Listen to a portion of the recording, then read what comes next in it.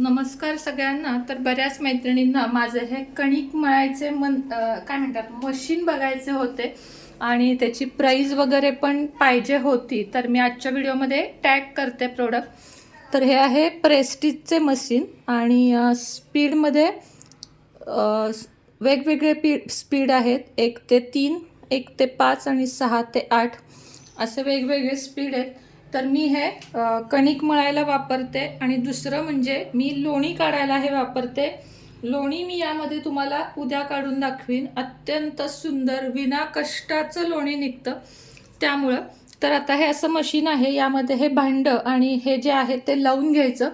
काही स्त्रिया म्हणू शकतात की ह्याच्यापेक्षा हाताने छान होते, कारण त्यांना हातानंच कणिक मळण्याची सवय असते. तर काहींना आवडेल. तर 2 प्रकारची मते असतील आणि मी ती स्वीकारायला तयार आहे. चला तुम्हाला दाखवते. आता त्यानंतर हे असं फक्त याच्यामध्ये लावून घ्यायचं. कणकेमध्ये मीठ घालून घ्यायचं आणि पराठाची वगैरे कणिक हवी असेल तरीही मिळतं. इनालसा असं काहीतरी आहे बघा. हे प्रेस्टिज त्याचं इथं लिहिलेलं आहे. प्रेजिस्टर इनालसा असंच आहे बहुतेक. तर बघा कणिक घालून घेतलेली आहे आणि त्यानंतर इथं मिक्सरसारखं बटन दिसतं, ते असं फिरवायचं. थोडासा आवाज येतो आणि आपल्याला हवं तेवढं पाणी घालायचं. ते असं किती वेळात होतं मी तुम्हाला व्हॉइस ओव्हर देऊन दाखवेन. हे अशा पद्धतीनं यामध्ये पाणी घालून घ्यायचं.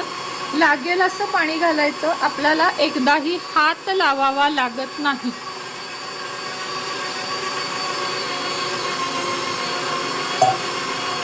तर 2 मिनिटात अशा पद्धतीने गोळा तयार झालेला आहे. आता आपल्याला यामध्ये तेल घालायचंय.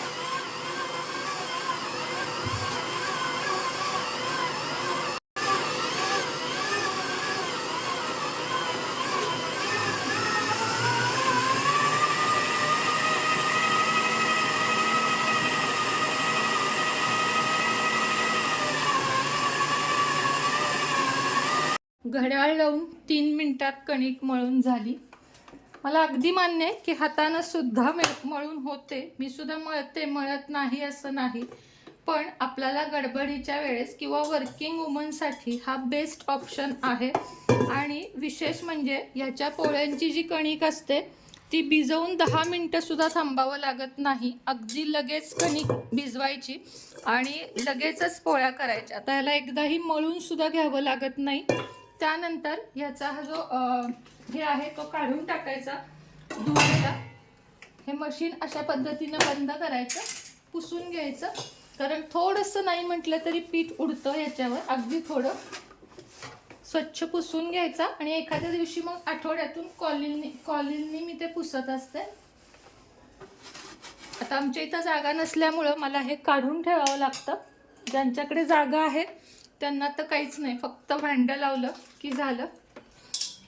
7-8 हजारला होतं जेव्हा मी घेतलं तेव्हा. आता कितीला आहे ते आपण बघूयात.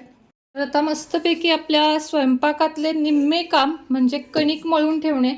यानंतर कुकर लावून घ्यायचा, म्हणजे आपला 100पैकी 70% स्वयंपाक झाला म्हणायला हरकत नाही. आता इथं भाताचा कुकर लावत आहे मी. इंद्रायणी तांदूळ आणला आहे छान असा. त्याचा आज पहिल्यांदाच भात करते. त्याच्या आधी मी आणला होता तो बासमती तुकडा आणला होता. आज इंद्रायणी तांदळाचा भात मी करत आहे. आणि खूप लवकर जेवतो आम्ही. 7 वाजता उदबत्ती दिवा केल्यानंतर 7 वाजता जेवतो. त्यामुळे आत्ता स्वयंपाकाला सुरुवात केली म्हणजे मग 6:30 पर्यंत व्यवस्थित स्वयंपाक तयार होतो आणि मग दिवाबत्ती, नैवेद्य आणि जेवण. आता भाताबरोबर कोणती डाळ लावूया ते बघूया. रात्रीची तुरीची डाळ खाऊन तर काहीच फायदा होत नाही. त्याचं कारण म्हणजे आपल्याला पित्ताचा त्रास होतो. मसूरची डाळ आणि तांदूळ असं आत्ता ठरलं. डाळ नकोच म्हटलं, कारण मसूर डाळ नाही, मसूर आमच्याकडे चांगला खाल्ला जातो संध्याकाळचा. आणि ही लाल भोपळ्याची भाजी. असा आजचा स्वयंपाक आहे संध्याकाळचा.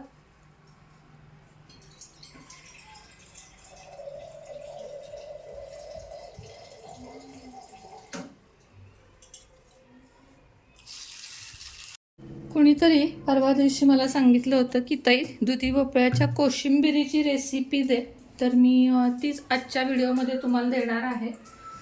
काय नाही, दुधी भोपळा अशा पद्धतीनं चिरायचा. त्याची सगळ्यात आधी चव घ्यायची की तो कडू नाही आहे ना.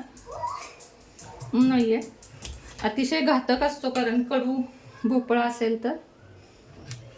चव घेतल्यानंतर आता इथं खाली मी मसूर लावते, तुम्ही आमटी भात काहीही लावू शकता. ह्याच्यावर भात लावते. त्याच्यावरती एक ताटली घ्यायची, अशा पद्धतीनं लावायची आणि हे 2 भोपळ्याचे पीसेस असे करून हे अशा पद्धतीने त्यामध्ये डायरेक्ट शिजायला लावायचे. खाऊन बघा, मला सांगा. असं नाही की सगळ्यांनाच आवडू शकते, पण ज्यांना ज्यांना कोशिंबिरी आवडतात त्यांना नक्कीच आवडेल. ही अशी लावून घ्यायची, झाकण लावायचं. ह्याला रिंग नाही आता. अशा पद्धतीनं कुकर आपला लावून दिलेला आहे. तर पुढं बघूया. मग आता थोड्या वेळाने भेटते तुम्हाला. आता भेटते मी तुम्हाला रविवारी सकाळी बाहेर जाताना. आणि आम्ही गेलो ते म्हणजे कळंबा मिसळ. कोल्हापूरची अतिशय प्रसिद्ध मिसळ आहे. म्हणजे बऱ्याच मिसळ आहेत, पण त्यातल्या त्यात मला ही जास्त आवडते. आणि इथली सोलकढी तर बोलायलाच नको. आता ओवी शाळेतनं आली. आज ओवीची सकाळची शाळा होती आणि लगेच आम्ही इथं पोस्टात पार्सल द्यायला आलो. आता निघालो आहोत मिसळ खायला, कारण बरेच मला वाटते 2-1 महिने झाले असतील इथं आल्यापासून. एकदा दोनदाच आम्ही मिसळ खाल्ली आणि ते पण ओवी नसताना खाल्ली. त्यामुळे आता ओवीला आवडते. इथं कळंब्यांची मिसळ खूप छान आहे आणि तिथली सोलकढी पण. तर आता आम्ही चाललो आहोत मिसळ खायला. तर तिथला ब्लॉग तुमच्याबरोबर शेअर करते आणि मिसळ पण दाखवते. चला.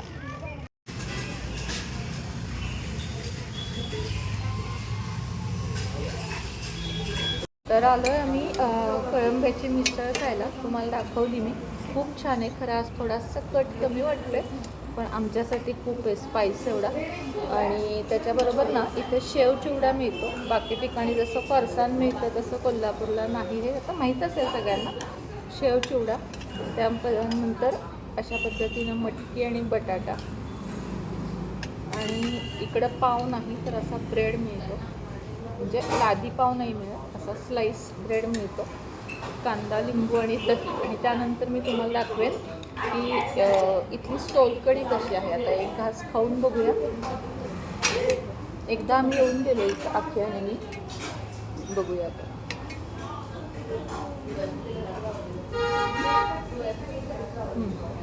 छान आहे.